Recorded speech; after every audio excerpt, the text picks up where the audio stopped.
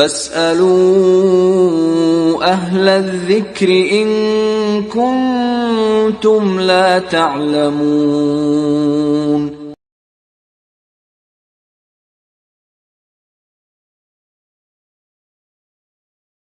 اس وقت کا سلگتا ہوا موضوع ہے کہ جامعات اور مدارس اور جو دعوتی مراکز ہیں، کیا ان جامعات اور مدارس اور دعوتی مراکز میں زکوٰۃ کا پیسہ دیا جا سکتا ہے یا زکوٰۃ کا مال دیا جا سکتا ہے یا نہیں؟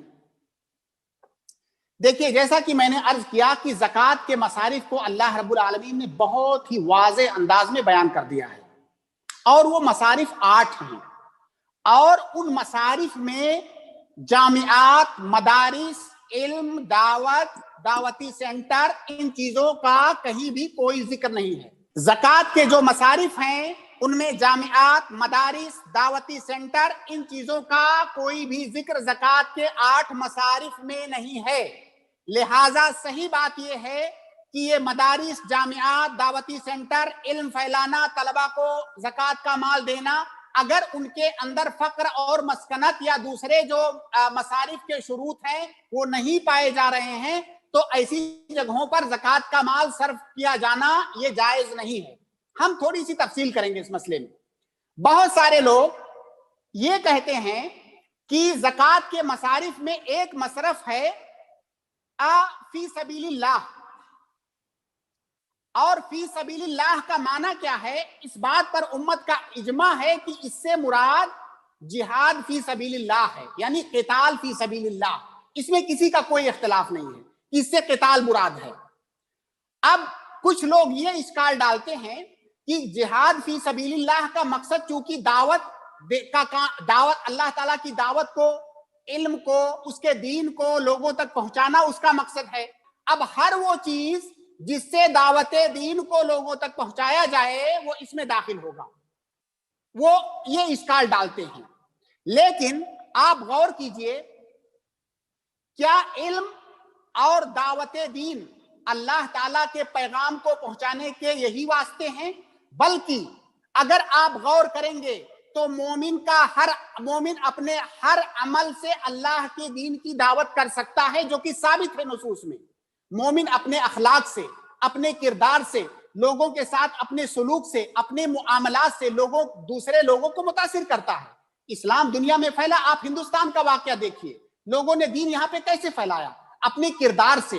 تو دعوت کو پھیلانے کا جو ذریعہ ہے، ہر نیک عمل کے ذریعہ سے دعوت دین کو لوگوں تک پہنچایا جا سکتا ہے۔ تو کیا اس کا مطلب یہ ہوگا کہ ہر نیک عمل کرنے والے کو ہم اس میں داخل کر دیں اور فی سبیل اللہ میں، اور ہم اس کو زکوٰۃ کی رقم دیں؟ ایسا کسی نے نہیں کہا ہے۔ ایک بات۔ دوسری بات یہ ہے، اللہ کے نبی صلی اللہ علیہ وسلم کے زمانے میں کیا دعوت کا کام نہیں ہوتا تھا؟ بلکہ ابتدائے اسلام میں تو اس کی سب سے زیادہ ضرورت تھی۔ لیکن کیا زکوٰۃ واجب ہونے کے بعد کہیں سے کوئی ایک بھی دلیل دے سکتا ہے کہ زکوٰۃ کے مال کو دعوت کے کام پہ خرچ کیا گیا؟ کہیں نہیں، اس کا کوئی ثبوت نہیں ہے۔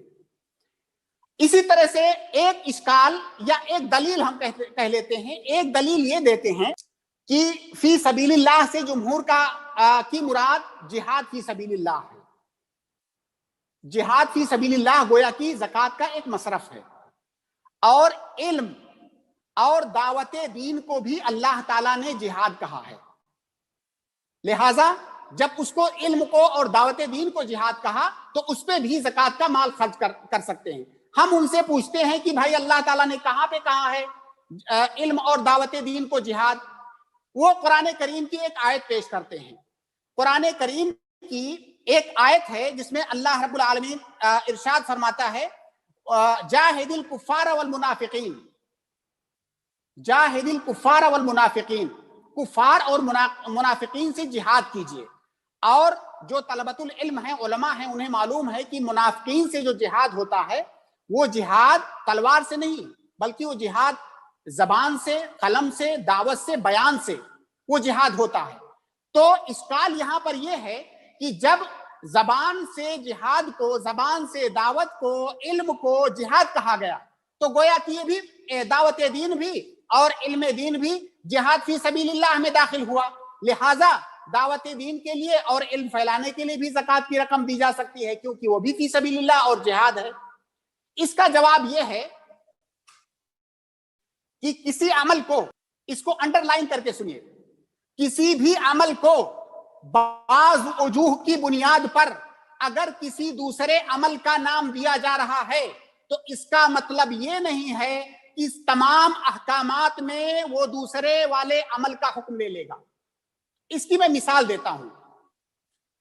اللہ کے نبی صلی اللہ علیہ وسلم کی ایک حدیث ہے، صحیح حدیث ہے، المجاہد من جاہد نفسہ فی طاعت اللہ، المجاہد من جاہد نفسہ فی طاعت اللہ، مجاہد اصلی وہ ہے جس نے اپنے نفس کے ساتھ اللہ کی اطاعت میں جہاد کیا۔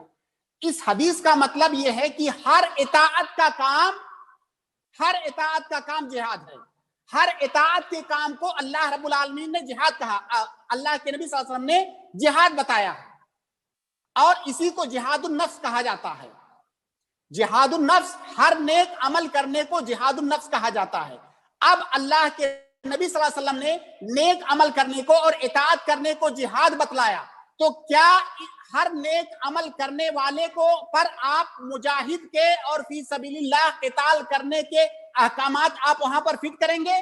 کیا ہر نیک عمل کرنے والے کو آپ کہیں گے کہ وہ جہاد کر رہا ہے اور اس کو زکوٰۃ کی رقم دی جائے؟ ایسا کسی نے نہیں کہا ہے۔ تو دیکھیے یہاں پر نیک عمل کرنے والے کو مجاہد کہا گیا، جبکہ اصل جو مجاہد یا جہاد فی سبیل اللہ جس کو ہم کہتے ہیں، اس کے سارے احکام اس پر لاگو نہیں ہوتے ہیں۔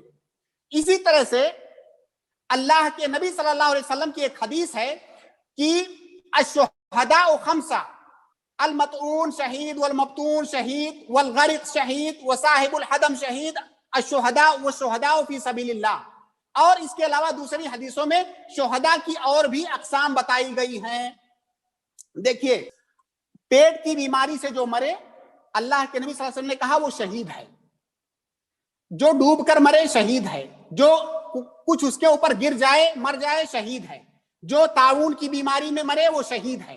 آپ بتائیے، اگر پیٹ کی بیماری میں مرنے والے کو اللہ کے نبی صلی اللہ علیہ وسلم نے شہید کہا ہے، کیا اس کا مطلب یہ ہے کہ اس پر ہم شہید کے سارے احکام منطبق کریں؟ کیا پیٹ کی بیماری میں مرنے والے کو ہم غسل نہیں دیں گے؟ کیا اس پر نماز جنازہ نہیں پڑھیں گے؟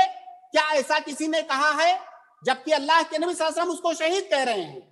تو اگر علم کو اور دعوت کو جہاد کہا گیا، اس کا مطلب جہاد فی سبیل اللہ کے سارے احکام اس پر فٹ نہیں ہوں گے، بعض وجوہ سے اس میں مشابہت ہے، اس لیے اس کو جہاد فی سبیل اللہ کہا گیا۔ تو لہٰذا جو کہتے ہیں کہ جہاد کہہ دینے سے، علم کو جہاد کہہ دینے سے اس کے سارے احکام اس پر نافذ ہوں گے، آپ ان سے پوچھئے کہ کیا پیٹ کی بیماری میں مرنے والے کو آپ شہید مانیں گے؟ کیا شہید کے سارے احکام اس پر آپ فٹ کریں گے؟ اصل مسئلہ کیا ہے؟ اصل مسئلہ یہ ہے کہ جہاد کی بہت ساری قسمیں ہیں۔ ابن القیم رحمہ اللہ نے زاد المعاد کے اندر جہاد کی 4 قسمیں بتائی ہیں۔ ایک جہاد النفس، اور جہاد النفس کا مطلب ہوتا ہے علم حاصل کرنا، عمل کرنا، اس کو پھیلانا، اس پر صبر کرنا، جو سورہ عصر کے اندر 4 چیزیں بیان کی گئی ہیں، اس کو جہاد النفس کہا جاتا ہے۔ اسی طرح سے دوسری قسم ہے جہاد الشیطان۔ جہاد الشیطان کا مطلب ہوتا ہے اپنے جو شیطان کی جانب سے شہوات اور شبہات آتے ہیں ان پر اپنے آپ کو کنٹرول کرنا اور ان میں واقع نہ ہونا، اس کو جہاد الشیطان کہا جاتا ہے۔ تیسری قسم ہے جہاد الفساق والمنافقین۔ فساق سے جہاد یہ ہے جو ازالت منکر کے جو 3 مراتب ہیں، پہلے ہاتھ سے روکنا، پھر زبان سے، پھر دل میں برا سمجھنا، اس کو جہاد الفساق کہا جاتا ہے۔ اور جہاد المنافقین زبان سے، قلم سے، بیان سے، دعوت سے جہاد المنافقین ہوتا ہے۔ چوتھی قسم ہے جہاد الکفار، اور یہ اصل جہاد ہے جو اس آیت کے اندر مراد ہے۔ اب یہ جو 4 اقسام جہاد کی ہیں، کیا ان 4 اقسام پر ہم جہاد کے تمام احکام منطبق کریں گے؟ ہرگز نہیں۔ اگر ہم علم کو جہاد مان لیں تو یہ وہ جہاد نہیں ہے جو اس آیت کریمہ کے اندر مراد ہے، اس سے وہ جہاد مراد نہیں ہے۔ اللہ کے نبی صلی اللہ علیہ وسلم نے حج و عمرہ کو جہاد کہا ہے، معروف حدیث ہے، حج اور عمرہ کو جہاد کہا گیا ہے۔ اور جیسا کہ میں نے عرض کیا کہ جتنے بھی اطاعت اور عبادتیں ہیں سب جہاد النفس ہیں، تو حج اور عمرہ جہاد ہے۔ اب کیا جہاد کے جتنے احکام ہیں کیا حج اور عمرہ کرنے والے پر مجاہد کے تمام احکام آپ فٹ کریں گے؟ بالکل نہیں۔ لہٰذا اگر علم کو جہاد کہا بھی گیا ہے تو اس کا مطلب یہ نہیں کہ جہاد فی سبیل اللہ کے سارے احکام آپ اس پر منطبق کریں گے۔ ایک اشکال یا ایک دلیل بہت سارے لوگ یہ دیتے ہیں کہ اللہ کے نبی صلی اللہ علیہ وسلم کی ایک حدیث ہے کہ من خرج فی طلب العلم فہو فی سبیل اللہ حتی یرجع، جو علم حاصل کرنے کے لیے نکلے اور تو وہ فی سبیل اللہ میں ہے، اللہ کے راستے میں، حتی یرجع جب تک لوٹ نہ آئے۔ اس حدیث کو بعض علماء نے حسن قرار دیا ہے، شیخ البانی رحمہ اللہ نے اسے ضعیف قرار دیا ہے، اور صحیح بات یہ ہے کہ یہ حدیث ضعیف ہے۔ اگر تھوڑی دیر کے لیے ہم اس حدیث کو صحیح مان بھی لیں کہ جو طلب علم میں نکلا وہ فی سبیل اللہ ہے، تو جیسا کہ میں نے عرض کیا کہ فی سبیل اللہ ہر نیک کام کو، ہر اطاعت کے کام کو فی سبیل اللہ کہا گیا ہے۔ اس کی بے شمار مثالیں شریعت کے اندر موجود ہیں۔ لہذا فی سبیل اللہ کہہ دینے سے یہ ہرگز ثابت نہیں ہوتا ہے کہ آیت زکوٰۃ میں جو فی سبیل اللہ کہا گیا وہی مراد ہے، اس سے یہ مراد بالکل نہیں ہے۔ دیکھیے ابن الاثیر جو ہے نہایہ کے اندر ایک جو ہے کلام ہے ان کا، میں اس کو نقل کر رہا ہوں، وہ کہہ رہے ہیں ابن الاثیر کہ وَسَبِيلُ اللَّهِ عَامٌ يَقَعُ عَلَى كُلِّ عَمَلٍ خَالِصٍ سُلِكَ بِهِ طَرِيقُ التَّقَرُّبِ إِلَى اللَّهِ تَعَالَى بِأَدَاءِ الْفَرَائِضِ وَالنَّوَافِلِ وَأَنْوَاعِ التَّطَوُّعَاتِ وَإِذَا أُطْلِقَ فَهُوَ فِي الْغَالِبِ وَاقِعٌ عَلَى الْجِهَادِ حتیٰ سارا لکثرت الاستعمال کأنہ مقصور علیہ۔ یہ کہہ رہے ہیں کہ ہر عبادت چاہے فرض ہو چاہے نفل ہو اس پر فی سبیل اللہ کا اطلاق ہوتا ہے، لیکن اگر کہیں پر مطلق طور سے شریعت کے نصوص میں فی سبیل اللہ کا ذکر آئے تو اس سے جہاد اکبر مراد ہوتا ہے، جو قتال المشرکین ہے وہ مراد ہوتا ہے۔ اگر وہ مقید آئے تو دوسرے عبادتیں اس سے مراد ہو سکتی ہیں، لیکن اگر مطلق طور سے سبیل اللہ کا ذکر آئے تو اس سے جہاد ہی مراد ہے اور کوئی دوسری چیز مراد نہیں ہے۔ ایک اور حدیث پیش کی جاتی ہے کہ وہ حدیث ہے کہ اذا جاء الموت لطالب العلم وهو على هذه الحالة مات وهو شہید، کہ اگر کسی طالب علم کو موت آئے طالب علم کی حالت میں تو وہ شہید ہے۔ کہتے ہیں وہ جب وہ شہید ہے تو گویا کہ وہ جہاد پہ تھا، اب وہ جہاد پہ تھا تو اس پر جو زکوٰۃ کا مال ہے اس کو خرچ کر سکتے ہیں۔ اللہ کے بندو، پہلے بھی میں نے عرض کیا کہ شہید کہہ دینے سے شہادت کے تمام احکام اس پر منطبق نہیں ہوتے ہیں۔